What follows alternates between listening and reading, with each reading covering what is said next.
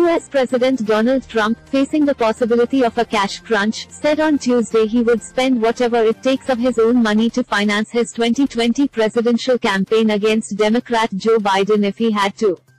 The Republican president, who trails Biden in opinion polls ahead of the November 3 election, told reporters before taking off for a trip to Florida that the campaign had double or triple what it had in 2016, but he would spend his own money if needed.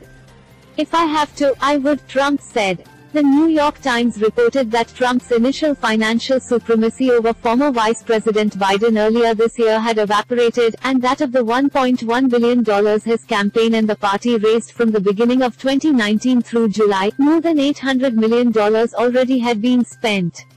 Biden and the Democratic National Committee raised a combined $364.5 million in August, shattering the monthly record for fundraising by a presidential campaign.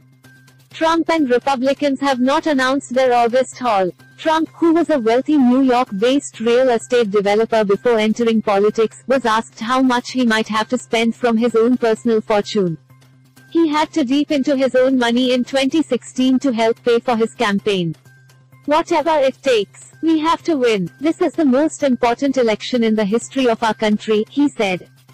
Trump campaign manager Bill Stepien, who took over from Brad Parscale in mid-July, told reporters on a campaign press call on Tuesday that we are now carefully monitoring the budget.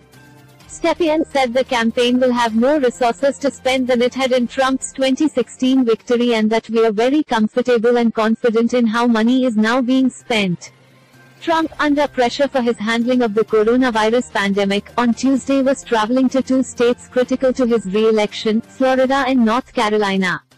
With many Republicans pointing fingers at Parscale for spending heavily earlier in the campaign, Trump defended him in a tweet. The president said that due to the virus, his campaign was forced to spend a lot earlier this year to counter what he felt was negative news coverage. "We did, and are doing, a great job, and have a lot of money left over, much more than 2016, he wrote.